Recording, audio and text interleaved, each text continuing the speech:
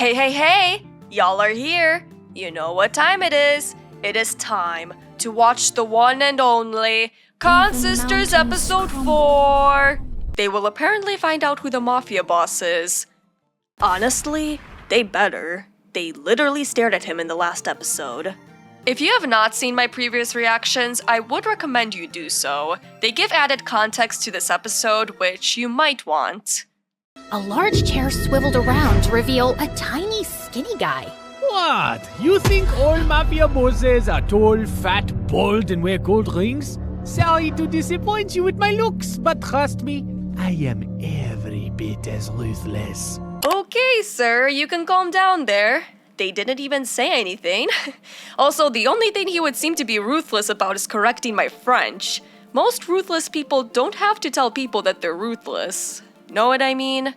His name was Pierre Soufflet, which was obviously a lie, and the job he had for us was to steal a priceless painting from a museum and replace it with a fake. So this would then go back to the first episode where they're at a mansion about to steal a painting. Probably Freddy's mansion. That's the painting? It's, tiny. What's your problem with tiny things and people? What's your problem in general? I'm a shorty myself, and I don't give a damn. This guy's just oozing insecurity. Maybe that was the fog in the beginning, to be honest. It was all his insecurity, building up and disintegrating in the air. It's also kinda stupid. What is that? A raccoon eating a cheeseburger? It's worth $10 million, so the joke's on you, dummy. I don't know if Claire's the dumb one here. Now, the owner of the painting has allowed the museum to borrow it for only 3 days. So, we don't have a lot of time. Wouldn't it be easier to steal it from the owner's house? Everyone, look at Lady Einstein coming up with brilliant ideas. Why didn't we think of that ourselves? Happy to help. I love that response. Why choose us? It's a very stupid security measure, but the museum's floors are activated by pressure sensors at night. Anything above 55 kilograms and they go off. 55 kilograms? Wouldn't it be safer if the number is lower? That doesn't even make sense. Ellie, get the weighing scale. Meredith weighed 52 kgs, while I weighed 55.1. How is this possible? You eat so much more than I do. What can I say? I got all the good genes. Of course she does.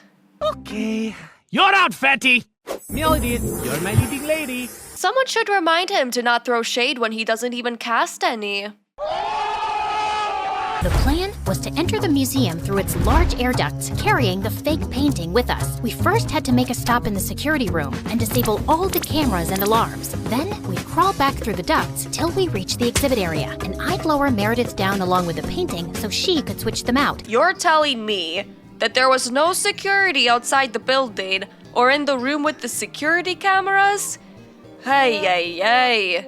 Meredith made it to the bottom. I dropped the painting to her, and she missed it. And we heard a loud crack. Oh my god, did you break the frame? Me? It's your fault. Who told you to throw it like that? I was expecting you to catch it. But what was I thinking? You made us lose the Frisbee tournament in 8th grade because you're so bad at catching things. Unless it's someone's boyfriend.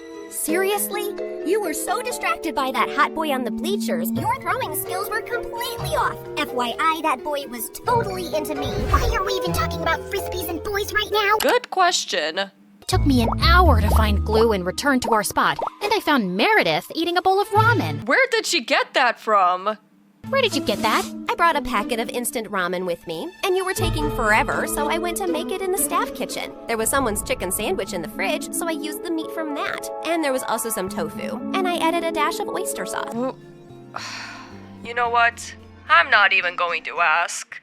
I tried to fill in the crack as best I could, then sent it back down to Meredith, who took the real one off and put the fake one on the wall. But just as she started walking back, the whole floor lit up suddenly, and a blaring sound went off. Oh my god, what's happening? I don't know. Is the painting heavier than the fake one? Just hurry up. We gotta get out now. I pulled up Meredith and the real painting and closed the opening in the ceiling seconds before security burst in. Oh, so now they show up. Where were they all this time? We crawled down the ducts and out of the building as fast as we could. We ran a few blocks down where Pierre's van was waiting for us, and we sped away. Oh, I would have preferred if you hadn't alerted all of New York about the break-in. New York? I thought we were in Hawaii. What the fuck? The illogical meter is going to overflow at this rate. Now I'll have to move this painting around with cops crawling all over the city. Never mind. Here's your check, and Claire, try to lose some weight. Maybe you should try to gain some muscle. Would benefit you. It was all over the news the next morning that someone had broken into the museum and switched off all the security systems. But apparently, nothing had been stolen, except a chicken sandwich and a block of tofu from the staff kitchen. Oh shit. If they know that, they could maybe try to get fingerprints or any DNA from that area, like hair. But I don't think this story would think that far. Listen, I've been meaning to talk to you about something. It'll have to wait. I got a hair appointment. We'll talk over dinner? Yeah, sure. I was gonna tell Meredith that I wanted a break from this life, and I wasn't sure how she'd react. I don't think she's going to react well. That's my guess. As I sat in a cafe later, I suddenly found a cute guy next to my table. Mind if I sit here? There are no other empty seats. I won't disturb you. I promise. We actually ended up talking for over an hour, and I found him sweet and charming. I'd love to meet you again if you're free. I don't live in New York, but I come every weekend. You come here for work? No, actually, I came to visit my mom who's admitted in the hospital here for a medical trial. Oh no. I don't want to think that a certain plotline will happen, but I feel like it will. Let's see. She has some rare brain issue that sent her into a coma. Oh, I'm sorry to hear that. How long has she been in a coma? 6 years now. It's been the toughest thing I've ever dealt with. Actually, she was part of this other really promising clinical trial before, but that didn't work for her. Of course that certain plotline is happening. So, when Claire switched out the files for the patients in episode 3, she switched out this guy's mother with hers so that her mom could get the treatment. Oh man, that's a rough one to deal with. As he kept talking, I suddenly felt like I was spinning around very fast, and I could hear my heartbeat in my ears. My chest felt heavy, and I could barely breathe. I don't know what I said to the boy, but I just ran out of there and didn't stop till I got to our hotel room. Hey, I was about to call you. What's wrong? Claire, are we in trouble? I am a terrible person. Hey, you're not that terrible, just a bit ugly. You're not helping, Meredith. You don't have cops after you, do you? Meredith, I met someone. It's not a cop, is it? No, I met a random guy in a cafe, and his mom was in a clinical trial. I hope this gets interesting at some point. Have some patience. Jeez. She didn't even explain the situation. In a hospital in Connecticut. Oh my god, the same hospital Mom was in? And the same trial? What a small world. No, it's not the same trial. It's a different hospital, too. Okay, I'm bored again. The coincidence made me interested for a bit. Meredith, his mom's been in a coma for 6 years. We did that to someone. Didn't you just say it's not the same trial? Wait, I'm confused too.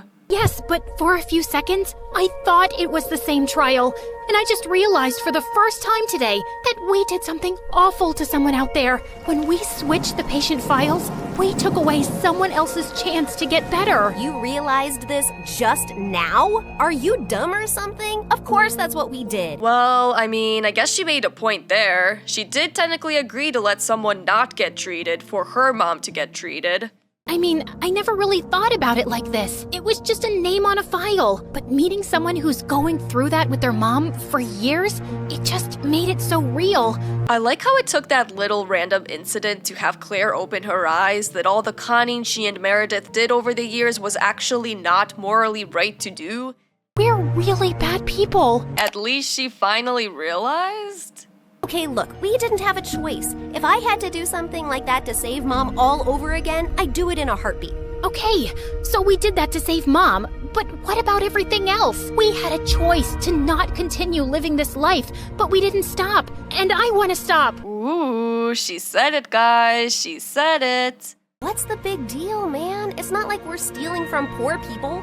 It doesn't matter who we steal from. It's not about them, it's about us and the people we've become. I don't want to be this person anymore. I'm just curious if she would have come to that conclusion if she wouldn't have met that guy. In the last episode, it seemed that she didn't want to live that lifestyle, more because it was isolating and difficult to keep up with. Here she's bringing it up as a moral issue.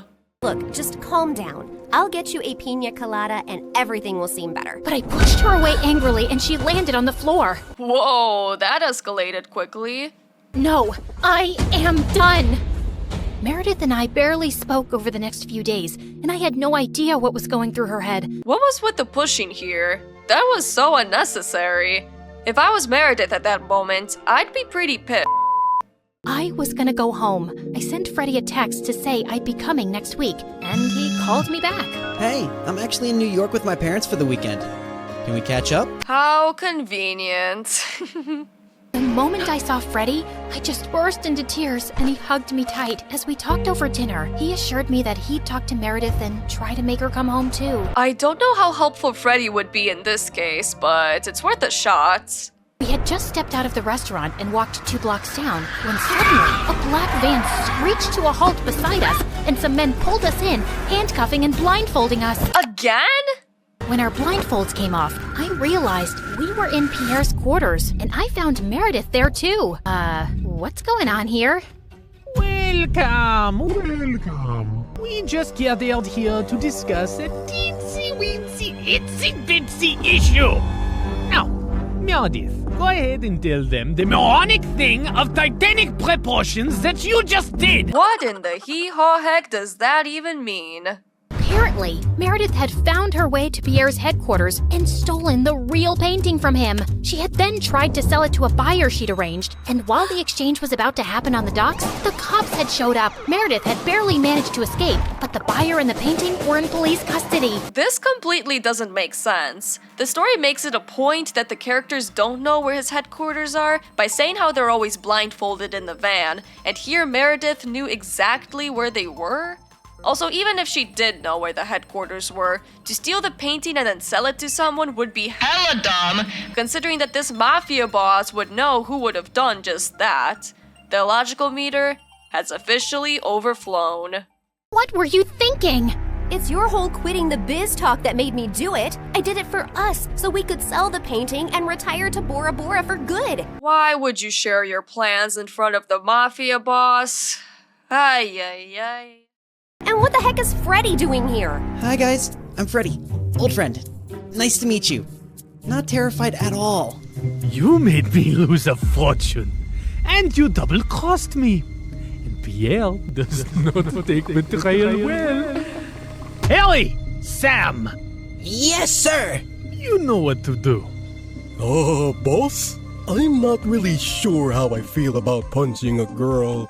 Yeah, boss. I am not really comfortable with this. Oh my. This is probably the nicest mafia group I've ever seen. Maybe we can just punch the boy. I'm not really a boy. I used to be a girl. Ask Claire and Meredith, we practically grew up like sisters. Nice try, bucko. You're getting punched. I'm just kidding. Hopefully not. Please don't hurt him. He has nothing to do with this. Silence! You buffoons! I didn't say hurt anyone yet. I just wanted you to threaten them. But of course, you're useless. Then Pierre shifted his cold gaze to me. That painting is everything to me, and I want it back. And now the only way we can get it is from the owner himself. You, Claire, will be executing this mission. Okay, I got to give it to MSA here. I really thought that the owner would be Freddie, but turns out it's a completely different guy. The heir of that painting is a young, charming millionaire. And you will get to know him, become his girlfriend, kiss, cuddle, yada yada. You need to earn his trust completely, so he lets you into his life and his home. Then, when the time is right, you'll steal the painting from a high-security vault inside his house and bring it back to me. What happens if they don't listen to him? You will do this if you care about your moon sister and this girl/boy and his family and your mother and your stupid husband and your whole neighborhood. Will he actually start punching people out on the street or what? But what if I fail? I don't think you want the answer to that. They're getting punched. But once you succeed, I'll give you two enough to go to Bora Bora and never return. I'd be ecstatic to never set eyes on you annoying girls again. That was probably the most Gru sentence I have ever heard. Now, the girls. I had my eyes on the target from across the street. As soon as I saw him walk towards the cafe, I headed for the entrance. Just as he opened the door, I bumped straight into him, spilling coffee all over his shirt. Oh, God, I'm so sorry. I wasn't looking. I'll pay for the dry cleaning. His arm rested gently on mine. Hey, it's okay. It was an accident. I looked up into his bright green eyes. In fact, you're the one who's without a coffee now. Can I get you a new one? Well, they kind of spoiled who it is here, but I see. Sure, I'd like that. Can we also start over? Hi, I'm Christina. Hello, I'm Eric. The rich guy is Eric. I thought he was a one-off character in the second episode, but I guess he'll end up crucial in the next 2 episodes. Dun dun dun! Okay, goddamn, this episode was a lot. The ridiculousness in this episode was on a whole new level. Way more than in episodes 2 and 3. A bunch of things didn't make sense, like them being in New York randomly, and with Meredith somehow knowing where Pierre's headquarters were. In addition, I couldn't help but be disappointed in Claire in this episode. It was ironic of her to push Meredith to the ground after her whole spiel about not wanting to be a bad person. And also, she knew before about how conning people wasn't a moral thing to do, as she literally admitted to knowing so in the 3rd episode. We went back to our conning ways. I always pushed away the guilt and justified it to myself with things like, we needed the money, we had no other choice. But I have to admit, I also felt a thrill every time we outwitted someone and got away with it. I feel like it would have been better if it was more about her thinking that the thrill was not worth the pain people would suffer from their conning, as she admitted multiple times that she actually enjoyed the thrill of conning people. After all, that's what she told Freddie in the last episode. That's why her whole speech to Meredith just didn't seem to line up for me. However, I will say that this episode was rather engaging. The weird mafia boss guy was funny, Freddie was decent despite appearing at the last second, and Meredith's stupid antics never ceased to amaze me. I wish I could have liked Claire more in this episode, but she just ended up mid. Meredith wasn't too bad this episode. Yeah, she was kind of dumb towards the end. And in the middle, but that's expected of her. I hope Eric will be more interesting in the next 2 episodes, as I found him a bit boring in the 2nd episode. The side characters were a bit more memorable. I don't know if any of them will show up in the next episode, but we'll see. There weren't really any plot twists that I can think of in this episode, besides Eric ending up being the owner of the painting. For the first time, MSA decided not to add too many plot twists. Though I will say that it's likely due to the fact that there wasn't much in this episode that could have been made into a plot twist. Besides the logical parts, everything else seemed pretty standard for a Consisters story. Now then, that's all for this video. If you have any video suggestions, please let me know in the comments section below. I'm not sure what my next video will be about yet. I guess you guys will have to wait and see. Though once I'll know, I'll drop hints here and there in my community tab. And then afterwards, I'll react to episode 5, so that's something to look forward to. Thank you for watching if you made it this far. If you liked what you saw, you can always like this video, subscribe to my channel for similar content, and share the video with others. It makes me really happy to see people enjoying my content. I have a Twitch, it's Xyra Gamer. I stream various games about twice a week, and I always post a new weekly schedule on Sundays. I have an Instagram account where I post artworks from time to time. I have a music channel where I post electronic instrumental songs, though they're made a bit amateurly, so don't mind that. I post a new video every 3 to 5 weeks, so that is the expected consistency for this channel right now. Always keep a lookout for shorts as they come out more frequently. And with that, I can't wait to see you next time. Bye bye now!